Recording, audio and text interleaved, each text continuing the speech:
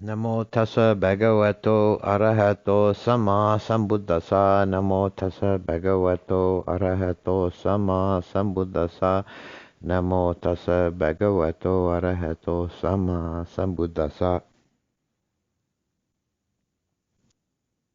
I got a request to give the talk this week about the Eightfold Path.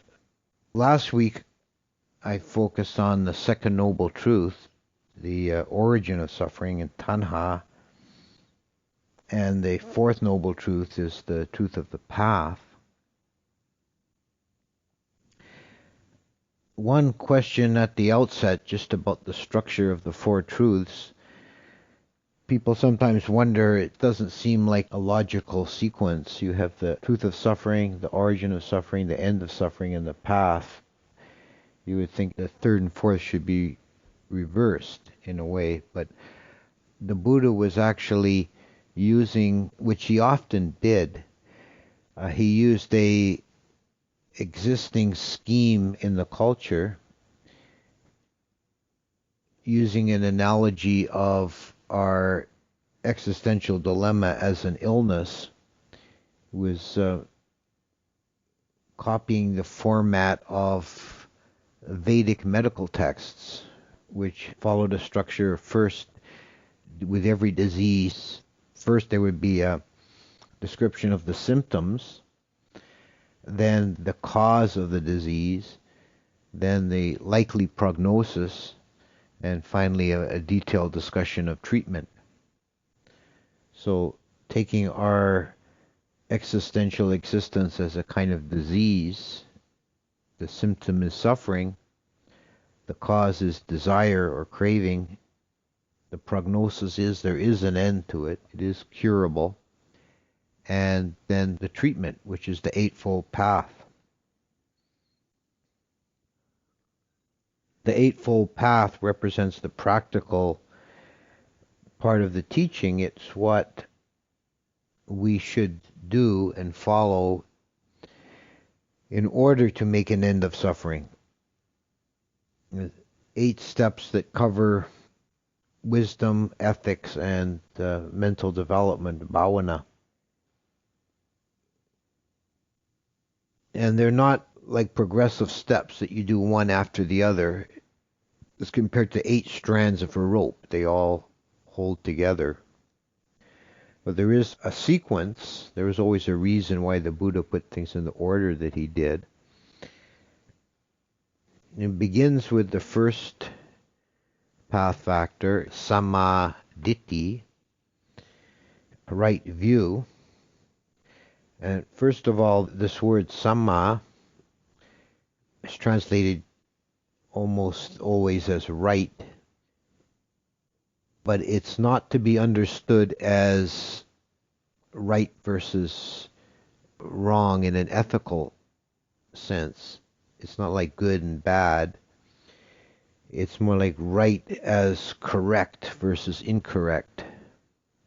Sama more literally means perfect or having attained a fullness, a completion. It's used, for example, in one of the titles of the Buddha is Sama Sambuddha, perfectly self-enlightened by himself. So Samaditi, Diti is view, and in the usage in Pali it has the same double connotation as in English, so it is actually a very good direct translation. We say in English a view in the sense of the object of sight, like the view out of a window, but we also have view as how you hold reality, like your beliefs and your intrinsic understanding is your view.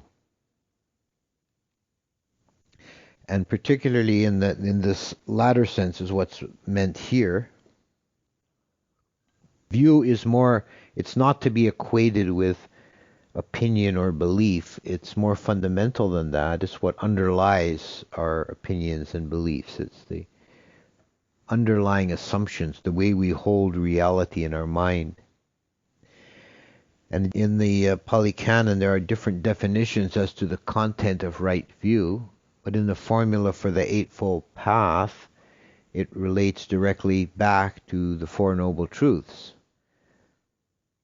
Right view, in the context of the path, is to hold the view that there is suffering, the origin of suffering and craving, the end of suffering is nibbana, and there is this Eightfold Path for making an end of suffering. So it's a self-referential description here. The Eightfold Path is part of the Four Noble Truths, and right view is part of the Eightfold Path, and right view is holding the Four Noble Truths.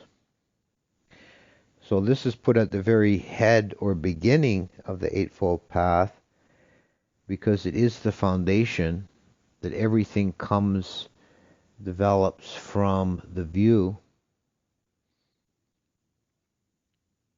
The Buddha gave an analogy in one of the short suttas in the Samyutta that follows the description of the Eightfold Path. He said, if you're going to penetrate the nature of reality and pierce the veil of illusion, you must have a correct view or a straight view.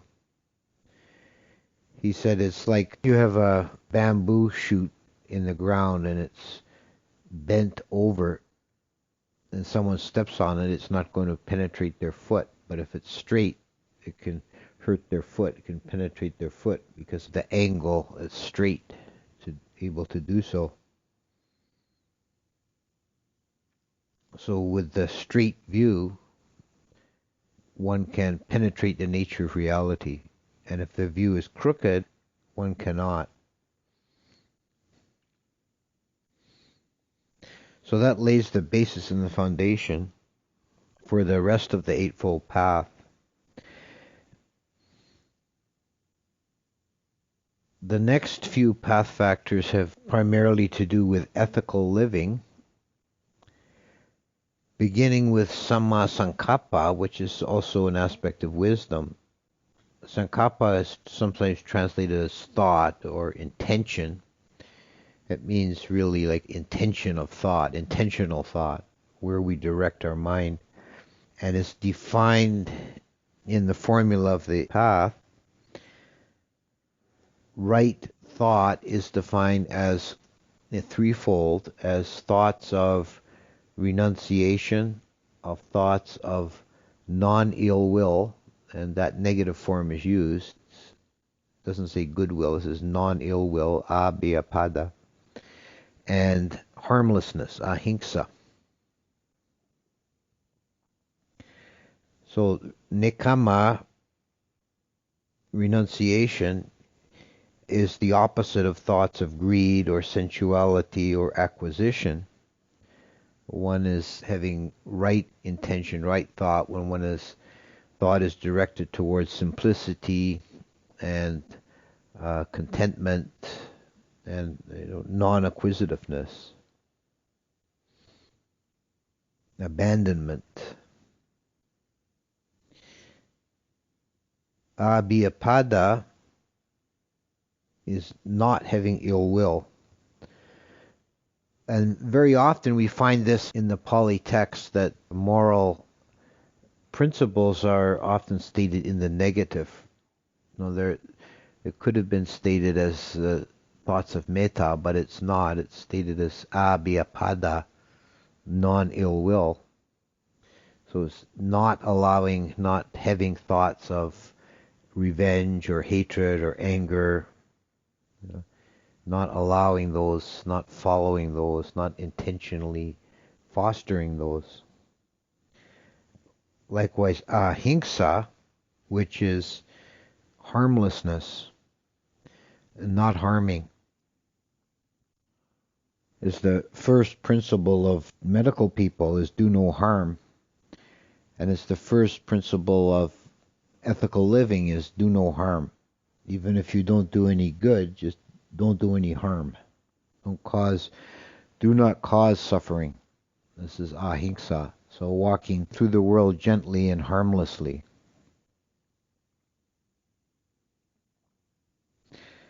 Bhyapada, or ill will, is the opposite of metta, and ahimsa is the opposite of karuna. So there are two aspects. Metta is the feeling of goodwill or benevolence, and karuna is compassion or sympathy. So right intention is having thoughts of these kind. Renunciation, not ill will, and ahimsa, not cruelty or harmlessness. And thought is the origin of deed. When we make karma, it originates in our mind first. Anything we do that has an effect by intention, it has to arise in the mind first, for good or ill.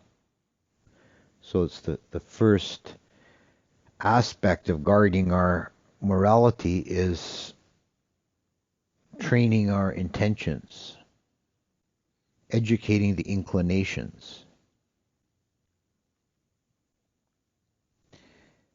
The next path factor is samavacha, right speech.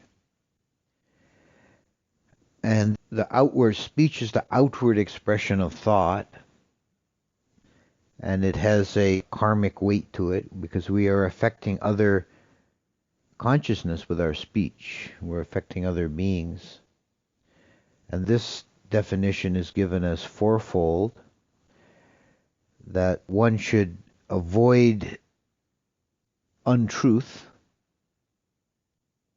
This is always the first principle when the Buddha talks about right speech, and there are different suttas where he gets into details about right speech, but always the first principle, the most important, is that the speech be truthful, in accordance with reality. When you tell a deliberate lie, you're harming another person because you're introducing delusion into their mind.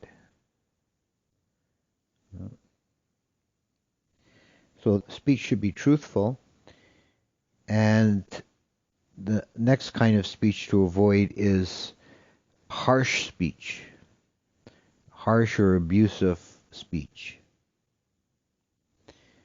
The third kind is divisive speech, or slander or gossip. The definition is telling tales heard here, telling them there, in order to cause enmity and division.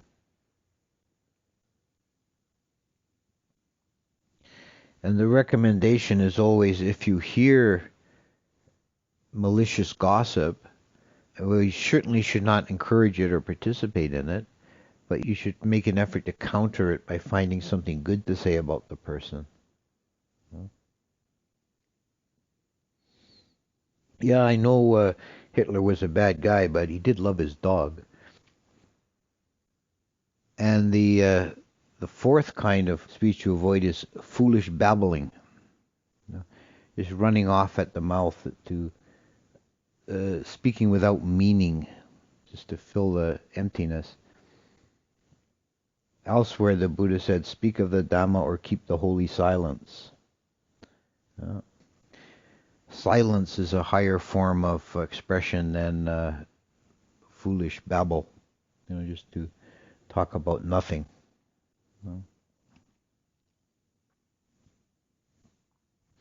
In another place where the Buddha talks about kinds of right speech, is defining the speech that a Tathagata would utter.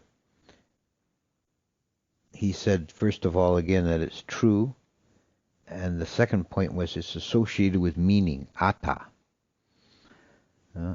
Atta is a very important concept in ancient India, even beyond Buddhism. The idea of atta is like significance, gravitas, your proper role. So this is atta. So right speech, samavacha. Then the next term is samakamanto, right action. And the noun here, kamanto, is the same sort of root as kama. Kama is action. And this term is also ethical and relates to the physical expression, what we do with the body. So this is one step more stronger Kama making than speech. It's thought, speech, action. The definition of terms here is basically a restatement of the precepts, at least the ones that apply. Right action is to refrain from killing, refrain from stealing, and refrain from sexual misconduct. Panatipata, adinadana, and kemesu michachara. So panatipata, killing, is the destruction of living beings. It's literally breathing things. And adinadana is stealing. It's literally taking that which is not given, appropriating that which you're not entitled to. And kameso michachara is literally misbehavior in matters of sensuality. And that's defined as taking a disallowed or improper partner, meaning someone who's already in a committed relationship, or someone who is underage, or someone who has vows of celibacy. Breaking that rule by taking an improper partner is sexual misconduct. So those are the ethical terms: right intention, right speech, right action. Oh, and there's one more, which is right livelihood, sama ajiwa. And it may seem that this term is redundant, because anything you do to gain a livelihood is going to involve either action or speech or some combination thereof. But it's put in here, I think, really for emphasis how important it is that we make our living, that we support ourselves in the world in a way that's ethical, that has an extra comic weight.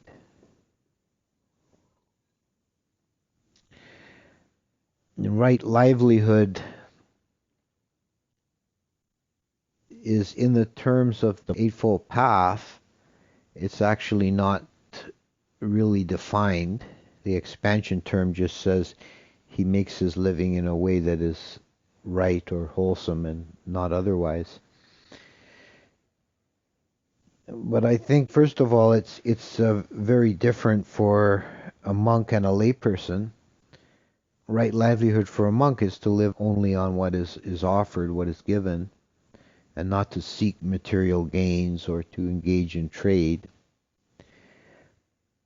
But those things are allowable and proper for a layperson, and the general ethical principles would apply that in your economic dealings you are honest and above board, and don't cheat either your employer or your employees or your customers or your colleagues.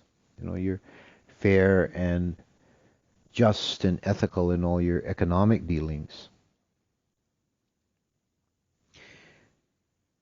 There is another passage elsewhere that lists 5 unwholesome trades, the 5 trades that are unskillful by their nature. And those are selling animals for slaughter, selling human slaves, trade in weapons, trade in poisons, and trade in intoxicants. But any other livelihood for a layperson is either ethical or not, depending on your behavior within that sphere.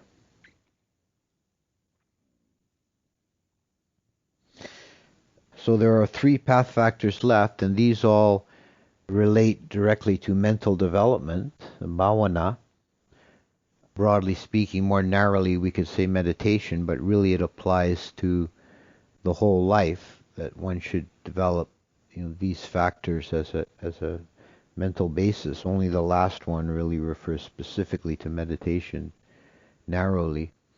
The first is samavayamo, right effort, and this is defined as the effort of governing or controlling the mind. And it's given as four forms, four factors, to foster wholesome or skillful states of mind, to cultivate and further develop wholesome states that have already arisen, to seek to not allow unwholesome states of mind, and to work to diminish those unwholesome states of mind that are already present.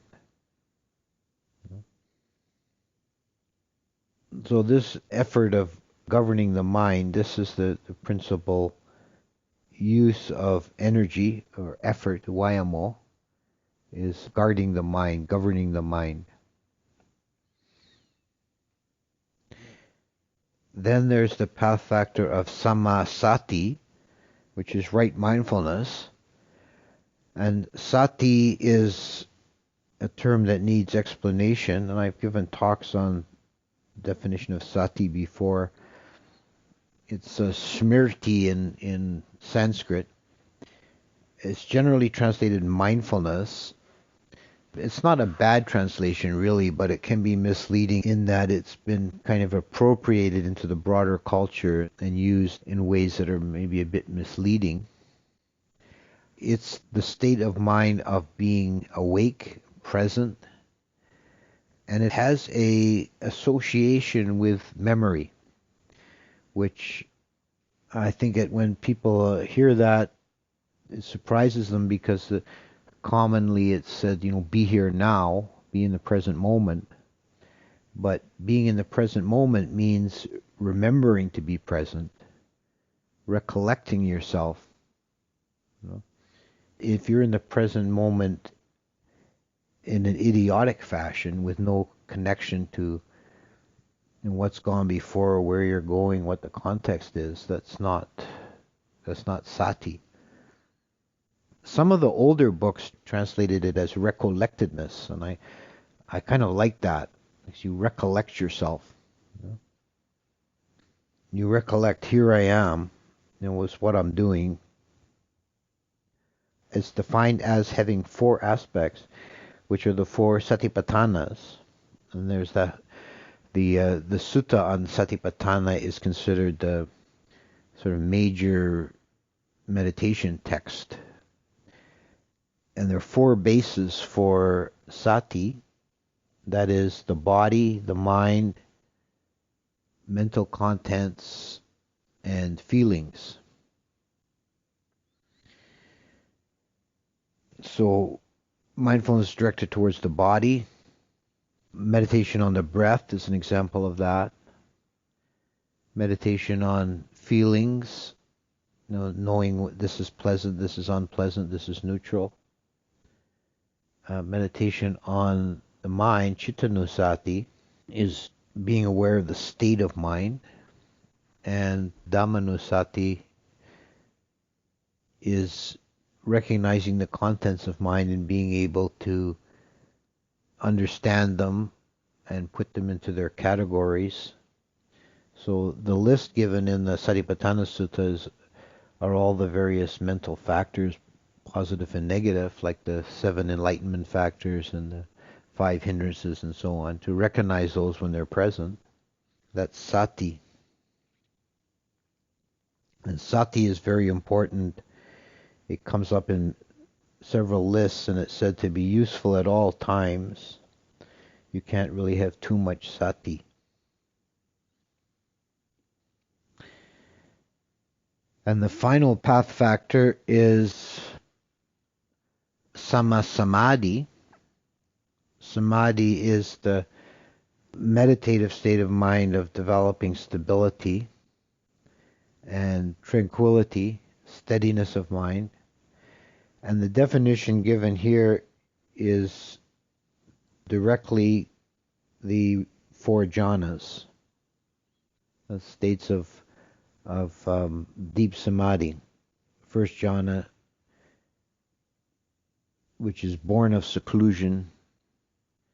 Second jhana, which is born of samadhi. The third jhana, which is blissful and has equanimity. And I think equanimity here is meant in the sense of a mental formation, not of a feeling tone, because the feeling tone is blissful. And the fourth jhana, which is perfect equanimity and peacefulness. So the four jhanas are mentioned specifically right in the formula of the Eightfold Path. And this is something that could bear a whole talk, and I have talked about this stuff before, about the samadhi and jhanas. But I'll just say that there tends to be an attitude of misunderstanding about the jhanas, that there's something very exotic and far away, and you'll even see some people say they're not, they're kind of a waste of time. You shouldn't work on the jhanas, just work on your insight. But that's not the way the Buddha taught, and the jhanas are given a very central place. In fact, the verb to meditate in Pali, there's a few different words that are used, but one that's very common is janeti, to do jhana. So when you see a translation in English of suttas and it's something about meditation, it's often that phrase, to do jhana. And samadhi is that quality of mind that reaches its culmination or its perfection in jhana, is stability of mind, stillness, calmness, steadiness of mind. So these are the 8 path factors: right view, right thought or intention, right speech, right action, right livelihood, right effort, right mindfulness, and right samadhi. And the explanations that I've given are from the formula that's given in the suttas that deal specifically with the Eightfold Path. But there's one other aspect of the Eightfold Path that needs to be mentioned, is there's also a transcendental or lokuttara level of the path factors. The formulas that I've given are classed as lokiya, or mundane or ordinary path factors, what we strive to develop to lead us to the transcendental level. And this is, speaking now more from the Abhidhamma than from the suttas. There is a detailed formulation of the mind moments one experiences just prior to full awakening, leading into awakening. And the actual experience, the realization of nibbana, what's often called in English enlightenment, although that's another term that's sort of problematic, but this liberation or full awakening is called in the Abhidhamma often Magga Phala, is a two-word compound, because the last two mind moments are the path, Magga, and the fruit, Phala.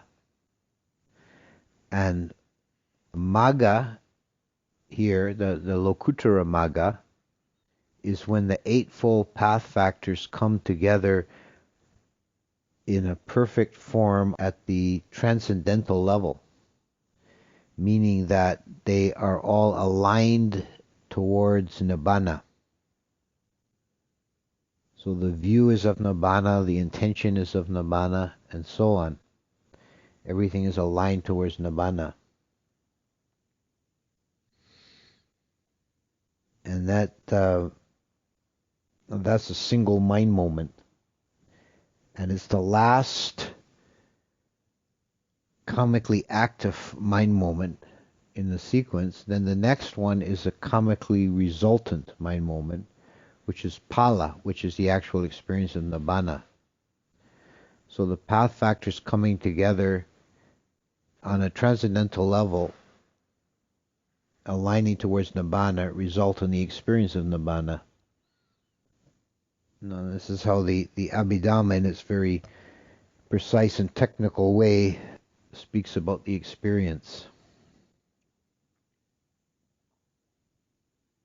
This Eightfold Path that the Buddha gave was part of the Four Noble Truths, which are the foundation of his whole teaching. It's his very first formal sermon was Dhammacakkappavattana Sutta, where he laid this out, and all the rest of his teaching is in some sense a commentary on that first sutta, on the Four Noble Truths. And there are certainly many suttas dealing with individual path factors. There's a lot of discussion of the various individual path factors, but this formula laid out here is the basic framework.